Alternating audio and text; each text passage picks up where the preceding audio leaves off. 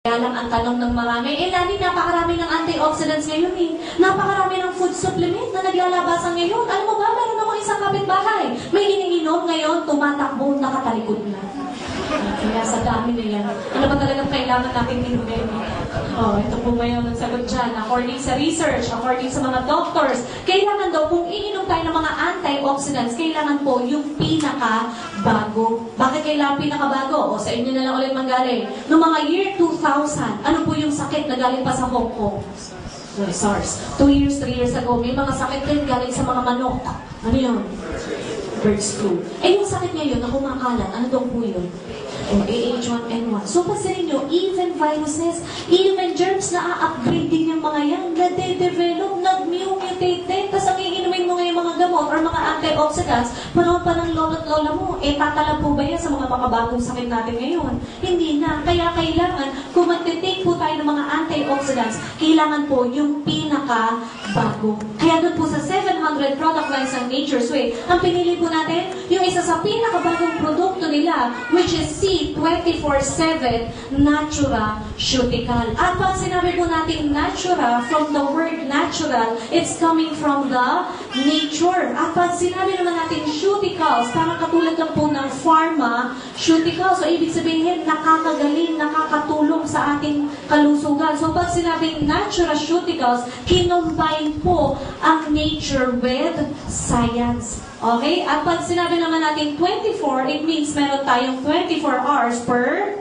day. At meron naman tayong 7 days a week. So, ibig sabihin naman po ng C, it means cellular protection, cellular immunity, cellular energizer, cellular enhancement, cellular support, cellular nourishment. So, yan po yung mga meaning ng C. At ito po, medyo natakpan lang.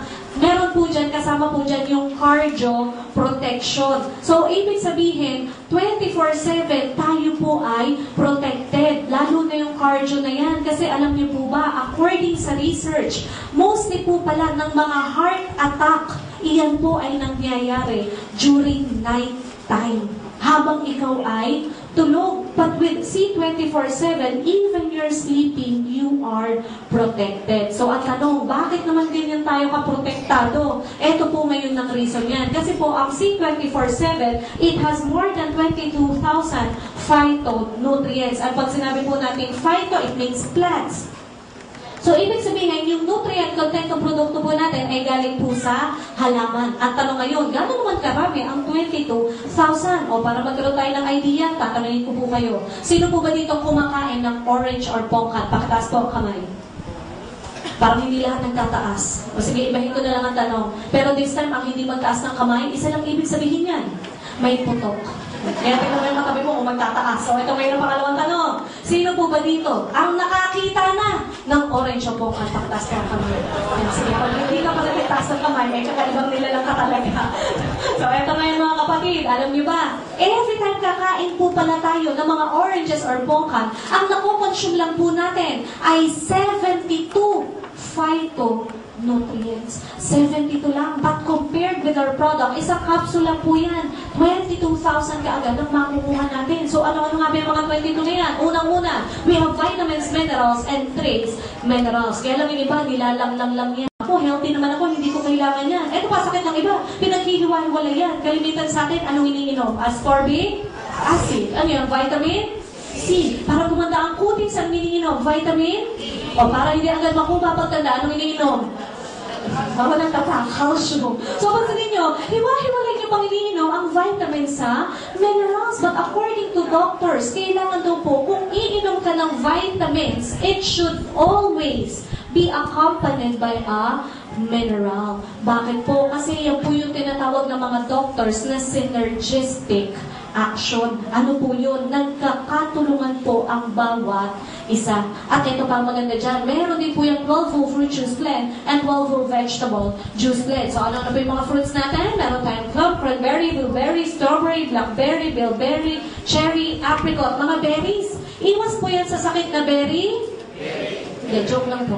Tinitignan ko lang kung magising kayo. Katunog lang. So, ito po ang berries, maganda po yan sa mga may cancer. Okay? At ito pa, i-take note natin yung word na whole. Ibig sabihin po niyan, isinama na ang balat at buto. Bakit kailangan gawin yun? No, ito, meron tayong papaya dito. Pero pag kayo ngayon kumakain ng papaya, anong unang-una nyo tinatanggal?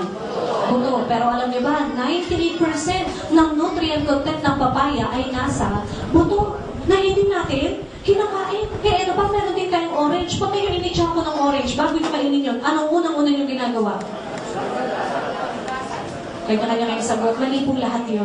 Sasaluhin mo muna. Ha? Kasi initsa ko nga po eh. Pagkatapos saluhin, saka lang, babalatan. Pagkatapos balatan, anong ginagawa natin sa balat?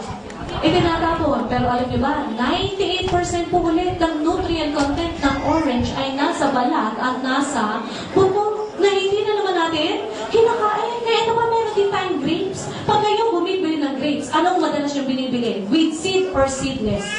Seedless. Para kain lang ng kain. Pero alam niyo po ba, 98% ulit ng nutrient content ng grapes ay nasa buto na hindi na naman natin kinakain. O baka mamaya sabihin nyo, nasa buto na lang ba lahat? Hindi naman po. Kasi ito wala na itong buto.